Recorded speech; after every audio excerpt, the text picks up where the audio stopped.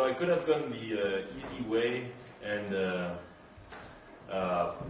give you a presentation on the future of blogging, which I've done like 100 times, and I would have been totally wrong because of Twitter.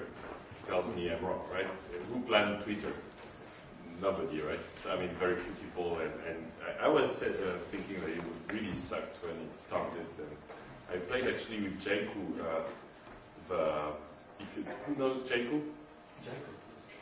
Who knows Twitter? Yeah. So Jaiku is European, so you should know Jaiku.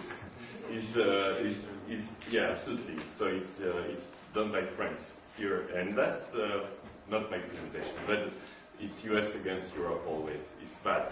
But so I'm not talking about this. I'm trying to go to the more difficult option, which is trying to define TV 2.0 content, like user-generated TV content.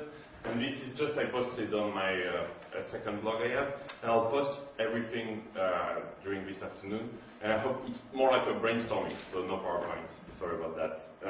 And you can't read, but if you're online, go to emma.com/notes. So I just posted a few notes, and I'm beginning by why TV sucks today. Right. So why TV sucks is basically, again, I see some of you, so it's my blog/notes if you want to follow the notes. Sorry about the presentation. So it's impossible to choose what you watch and when you watch, right? Except like a few TV channels. Now we have 400, so it's a bit simpler to do it. But it's still very kind of frustrating because you can choose from several TV channels that you don't like. So that's bad. Then, if you want to choose by the popularity of a show, according to your own criteria, it's impossible. Like a dig like, right? If you want to choose by what your friends think is great and so on. So it's like basically what other people decided is good for you. So it's very frustrating. These are all just obvious, so I go very fast. You have to watch advertising, right? When they decide to watch it, you have to watch it. Usually, you can change, but usually it's like imposed to you. You can't share it because of copyright easily, and you can't share it because also recording is still difficult. It's just becoming to be digital. It's too far from reality. That's one which I like very much. Have you seen? So let me give you two examples. I've been on a TV show recently in France. I won't give the name, but basically we had a talk show, and after a talk show we had questions from all around France. Here is a question from Marseille, and here is a question from Lille, and we were like all around France. And I was like, so when I get comments from my blog, 50% come from Paris, at least, like, you know. And so it looked completely fake to me that we were going around France like this. Like, oh, by the way, and one from Brest, of course, you know, why not? And at the end, I went to the producer and I said, so how come? You know, tell me. And he was like, so don't tell anybody, they're all fake. Oh. And this is a major, right? And I was like, oh no, you know, of course, right? First example. Second example, another one, and it's again something I believe is like, and you all saw that, cute girls in the front in the public. These are paid sometimes, right? Most of the time. It's amazing how good-looking people you see, right? In the public. I'm not saying on stage. On stage, like, of course. But in the public, it's like less. It's amazing. So it's the same, right? They, not always, but most of the time, they are like big, they are even sometimes paid. So that's bad. Why is it bad? Because I think we want reality against fake reality, which I think is what we learned from blogging. I think what I learned from blogging is I'd rather have John, in reality, you know, rather than somebody pretending to know something he doesn't know, but cute looking. I don't know, you know, you see, I don't think it's like a blonde, you see what I mean. Yeah, no, you see what I mean. Like we were talking about that, like the presenters we had, les speaking, we say in French, in the past. You had those cute girls only, you know, like probably the ones presenting the meteo, the weather, are still a little bit like, only because they're looking great, right? So fake. It's not targeted, it's not searchable, there are no archives. I could go on forever on why current TV sucks. So what's going to happen, and what will change between current TV and user-generated content? And again, that's more of a brainstorming than here is what I know, because we don't know where we're going. And that's what's fun. So, of course, there are thousands of very talented people, like what we learned with blogging is 100 million bloggers. You said 2% of them are good, right? There is no reason why we shouldn't have 2% of hundreds of thousands of very good people creating good video content. And it's not happening yet. It's very, very on the verge. If you look like every single country, there are like 3, 5, 10 maybe good video blogs. Even in the US, I don't know, 20, 30, not more. Or correct me if I'm wrong, but it's really the verge of it. But there is no reason why the best amateurs would not appear as well. So it's when the editor becomes the user, becomes us. So what I've been trying to do is reciprocate what we saw with the blogs in video. So first, amateur production. It's not happening yet. It should happen. Second, amateur editing, right? Amateur, like the newsroom, should be done exactly the same way as we see Technorati, we see DigLight, where people vote on the content, we see TechMeme with the meme trackers, right? And so there's no reason why in video the people wouldn't decide what should be on TV right now according to your to what you're interested in, right? So that's going to come too.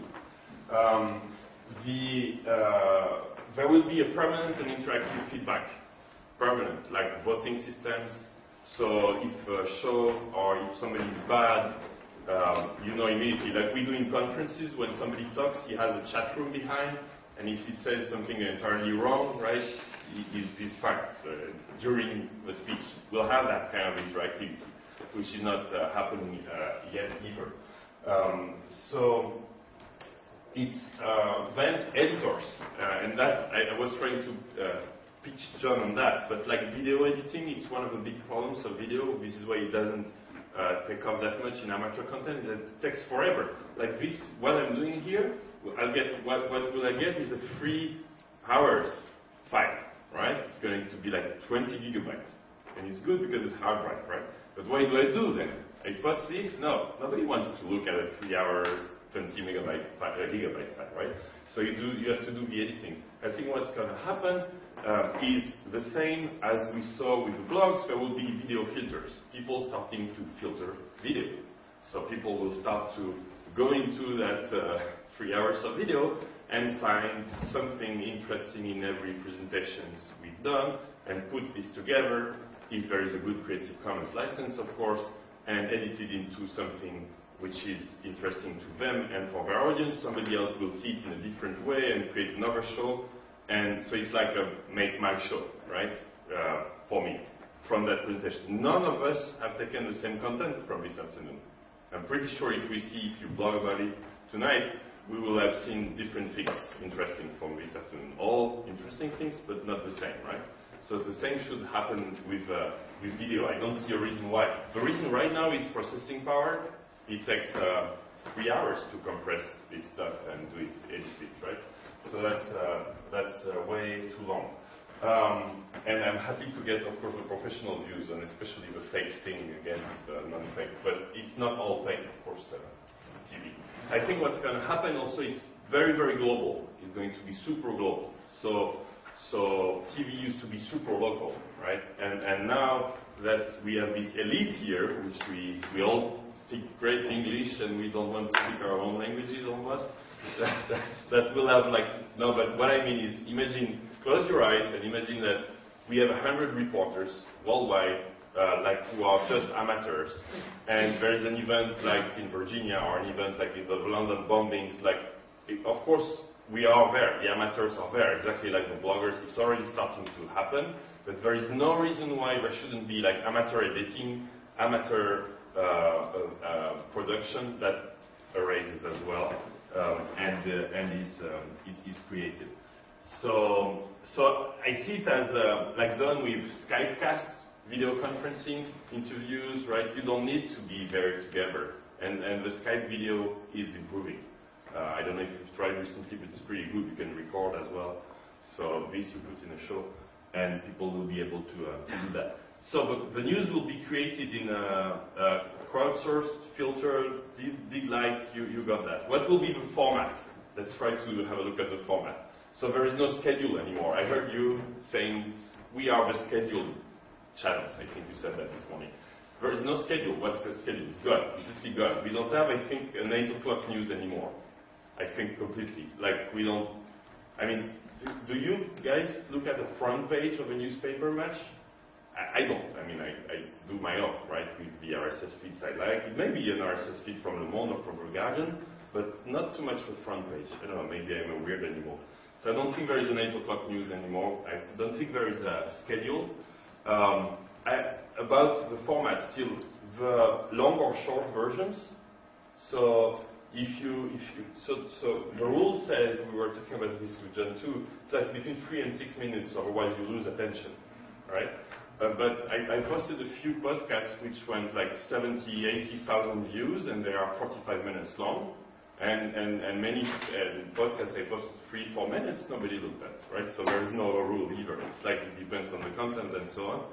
So the format, I have no answer, but I think we'll see what I feel is like interactivity within the format. Like you have 5 minutes, and you see Stefan, and what he says is interesting, and you can click on it, and you get to a 50 minutes of Stefan, right? Why not?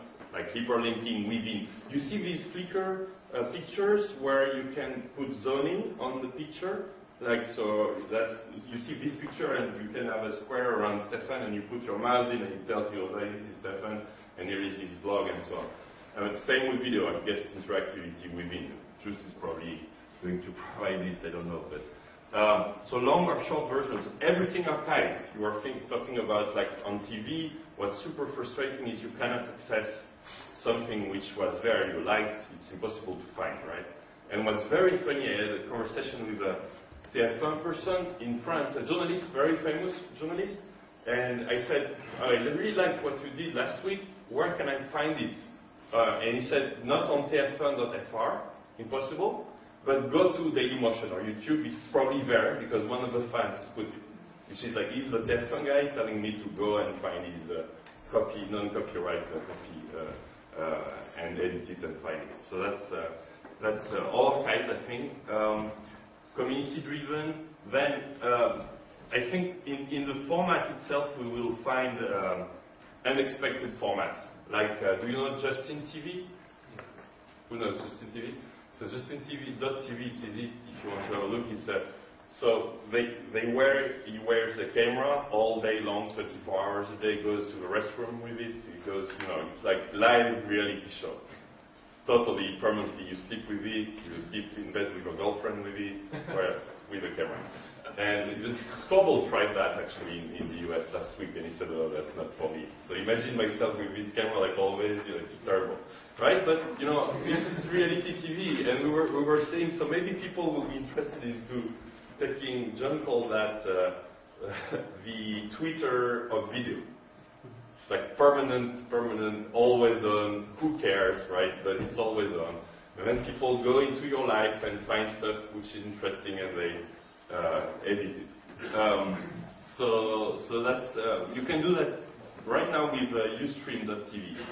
Very cool tool I tried 2 days ago. If you have a camera in your Mac or in your PC, you go there, you create your channel, and you can start broadcasting live, which looks basically like a video conferencing thing, but you can have 1,000 people watching what you're doing. So anybody from this room with a good connection could just broadcast what's happening here. Now, everyone would see 100 viewers, maybe, I don't know, 500, so maybe more than the room. It happened to me to do these types of presentations, thinking more about the outside room than the outside room, because maybe you get a different audience, and interactivity embedded in it with the chat room, right? And people can, from the outside, comment what we're saying here. They may say, oh, it's all boring, guys, or it's great, and so on. And I'm done. Yeah, and then, well, I could carry on. So, because we should, of course, look at advertising, how it will change. It's another 10 minutes, so I won't go through that. But video AdSense, for sure, should come and will be coming.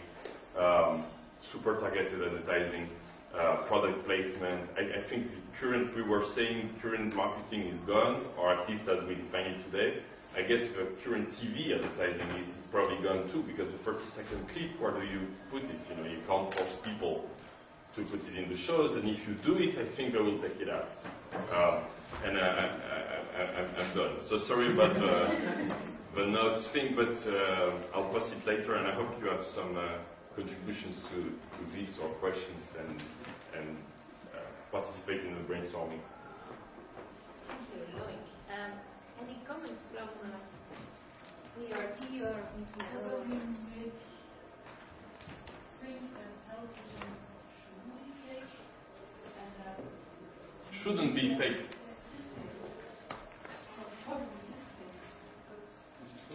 Why shouldn't it be fake? It is fake, so I say, oh, it's fake. Well, people cheat on me. I don't like that. You may know it. No, but when it's a movie, then it's obvious. It's Or even the rest of may know, Hollywood, they know it is fake. No problem, but it is fake. When you face reality, those things are fake. But that's the same as how we do that. The same amount is fake. We have already gotten fake. And we have more beautiful because more interesting block and more inspiration block. right. We have fake block, we have real block, and how many blocks do we have? Because we don't have different personalities. Me? Yes. No, well, just French and English. But they are different. You're right. So it's just different motivations that it's just, it struck me that you thought that television should be real. Real? Interesting. When it pretends to be real. I'm thinking about news. You when you were doing the talk show, what you said was real. Questions? All fake questions? It's like a shame. No? Okay. But even it couldn't be a problem because what these persons are saying is what is real, and you know from research what is interesting. So these interesting questions should be posed. These interesting questions should be asked. But the life should you take people. to direct it. But it's somebody in the studio calling, making like a fake phone call, pretending he's in south of France. We have seen that shows know if it's really beyond or not, but the concept of television being real, I don't think it's a problem. This is just the right measure. I agree. I think his point, and I agree with that, is that there are many formats on television, and some of them are clearly, drama. They're narrative stories told, they don't have to, you don't expect them to be. But there are also forms that have